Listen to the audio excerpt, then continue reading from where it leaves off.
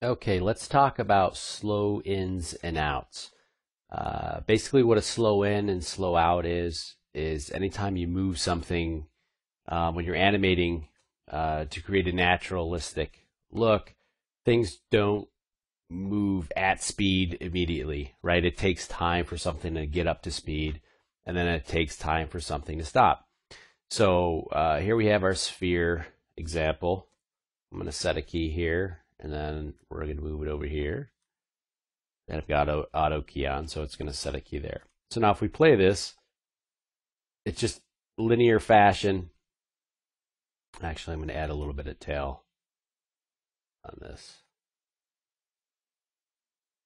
And then it stops, right? It's going from the start pose, and then once it gets to the end pose, it stops. It's basically moving evenly from one frame to the next. It's a linear progression from pose A to pose B. So now we would want to typically add a slow in and a slow out. So let's open our graph editor. And here we can see that graphically as the sphere is moving on the z-axis from this point, the pose at A to the pose at B at frame 24. So now if we flatten this out, all right, so this is going to move slowly here, and then it's going to speed into this. So now let's go back to see how that looks when we play it. See how it starts slow, and then it speeds up until it hits that frame. So we call that in animation, we call that a hard hit, meaning it's stopping abruptly. Typically, that's not something that we want, a look that we're after. Well, there would be a few things we would do. Is we'd either slow into it, which let's go do that now. It would help if I had that selected, wouldn't it?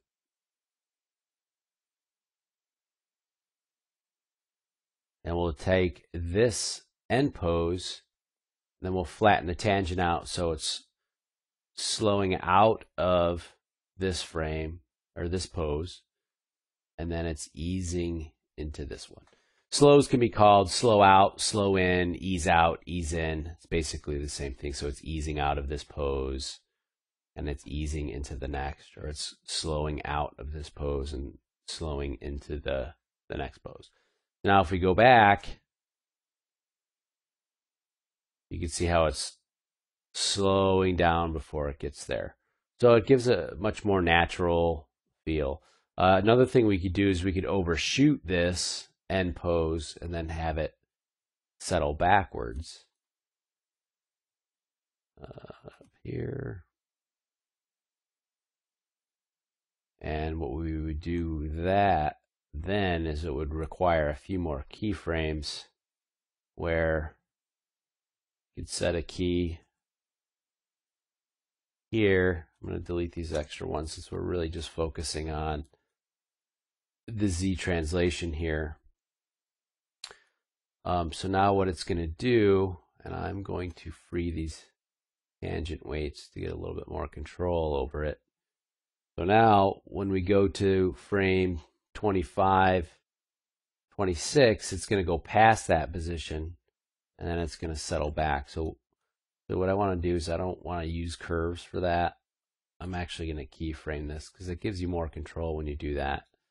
And then I'm going to middle mouse click and drag and then key. And then we want to ease into that last frame there. So we're going to pull this back a little bit here. Okay, so now when we go back to we're going to zoom out a little bit, back to our first frame. You can see how it overshoots and it settles back. Now it's a little bit abrupt. So typically what I would do here, here we go. Perspective and graph editor. There we go. Okay, so I'm going to change this to the side view. I don't want it to quite travel that far, so I'm going to push this up a little bit.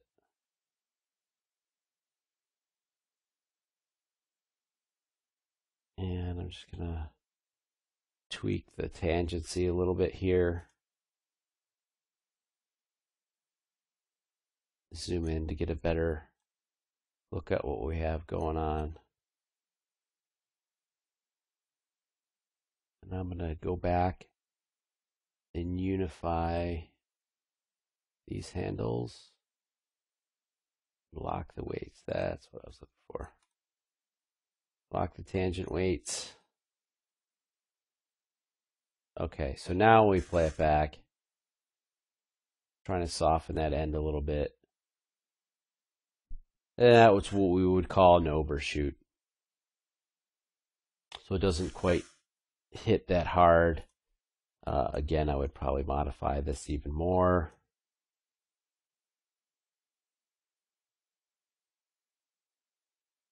Yeah, that's just a little bit softer.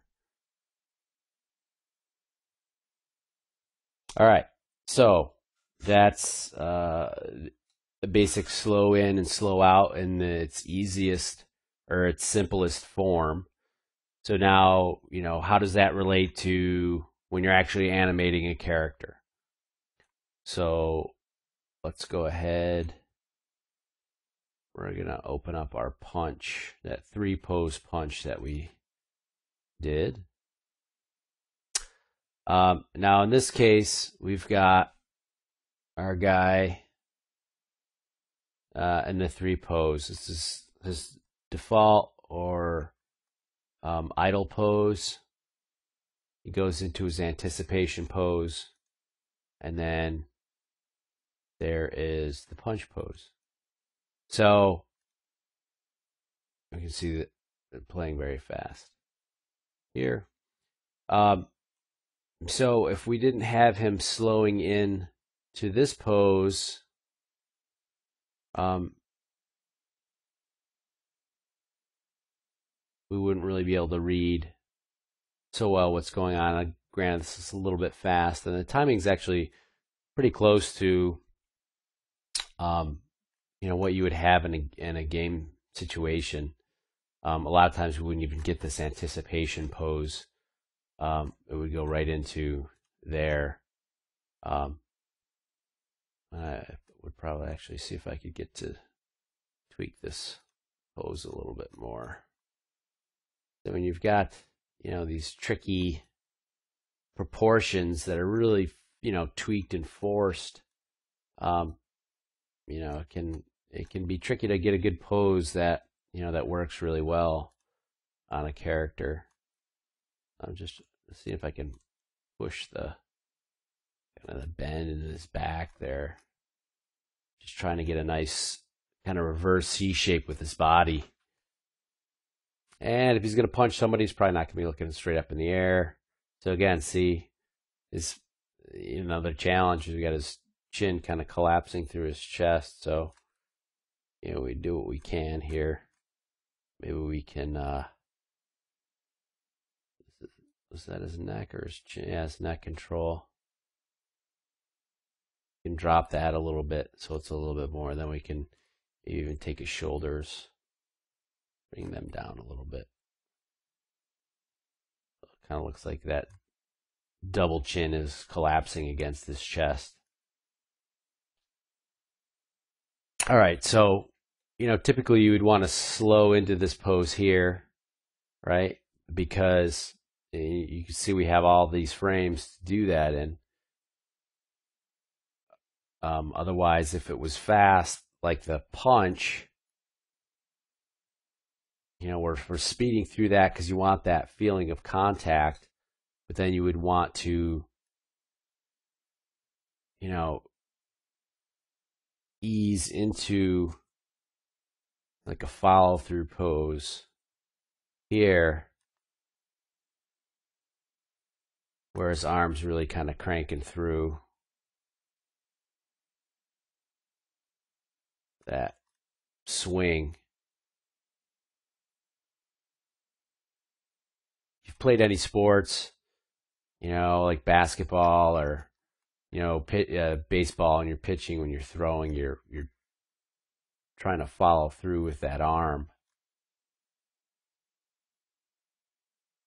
Not that I've played a lot of sports in my life, because I was more interested in watching cartoons and playing video games than I was playing sports. But I did it anyway, mostly because my friends did. And I'm getting this weird little rotation up here, which I don't want. So I want to bring it down even more.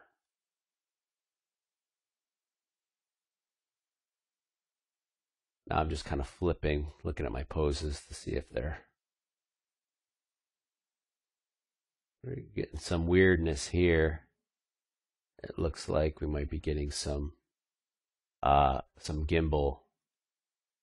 And then we'll just grab and run the Euler filter on some of these controls to make sure, you can see it right there. No, maybe not. Try that. Curves. Huh. Oh, I see what's happening. Because these things aren't flattening out. They're basically overshooting because of the curves. And this is why sometimes working on spline can give you undesirable results, because you get these additional overshoots in that you don't want. But sometimes they can help you out. So now, when he does that punch, now he's easing into this pose, and you can see, we select all those keys. The actual part of the punch is happening super fast, so he's basically easing out of this. He's speeding in, so it's like a fast into this pose. And then it's an ease out.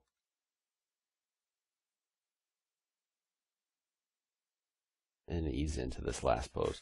Not really so much an ease out, it's more of a kind of a straight out, and then an ease into this last pose. And again, this would, we'd flesh this out more. So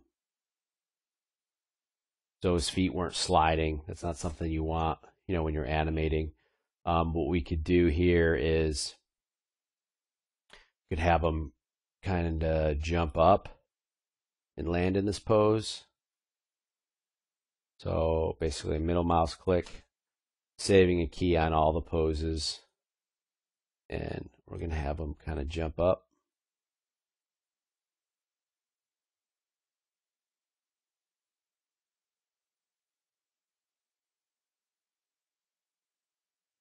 We're going to have him start to do his twist.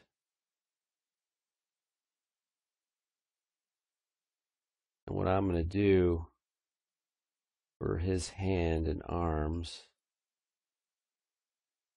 is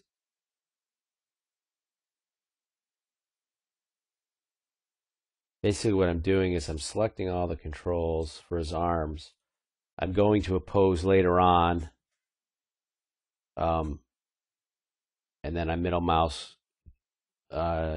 clicking and dragging back to the pose where I want. So basically I want the position of the arm here, middle mouse dragging here and saving a key.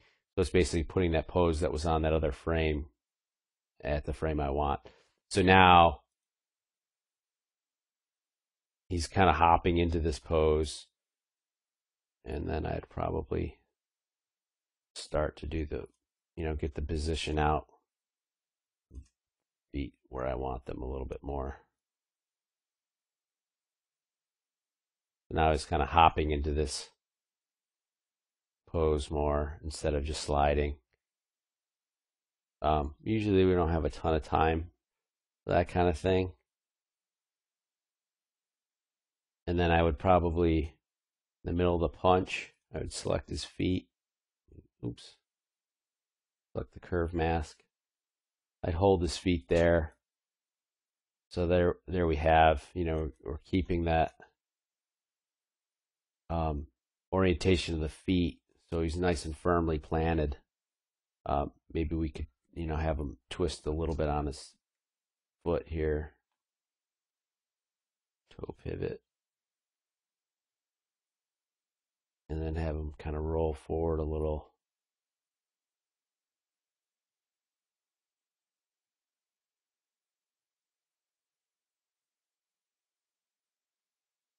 And then here, and we would take him and give him a little bit of a root motion here. So let's select his, that's his root control. This is the guy we want.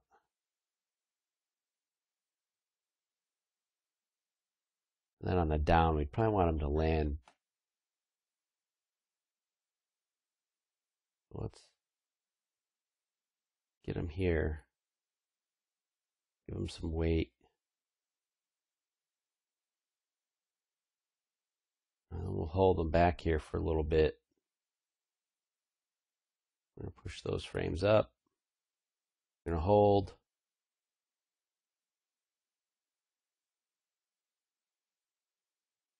So now he's typically actually translating forward here. Oops. World mode.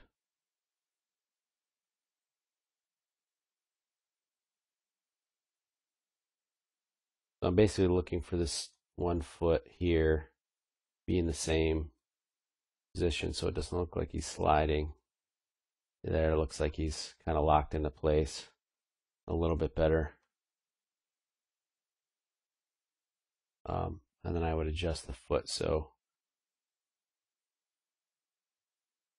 it stays in that same. So what I'm going to do here is just kind of key everything but the translation.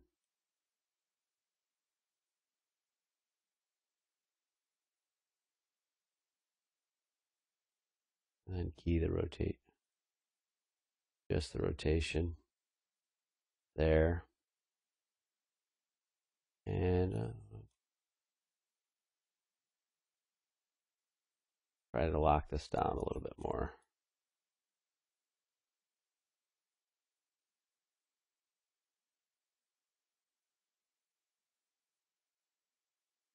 And then we'll also have it roll up on his toe a little bit. We'll twist the toe. That. So it feels like he's kind of spinning a little bit on that toe.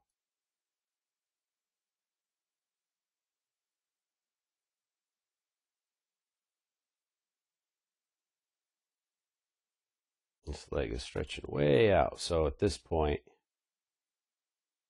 you could have this foot kind of coming up and over. And here, you could have his knee up for that step. Again, here we're getting some crashing of his torso a little bit, which we don't want.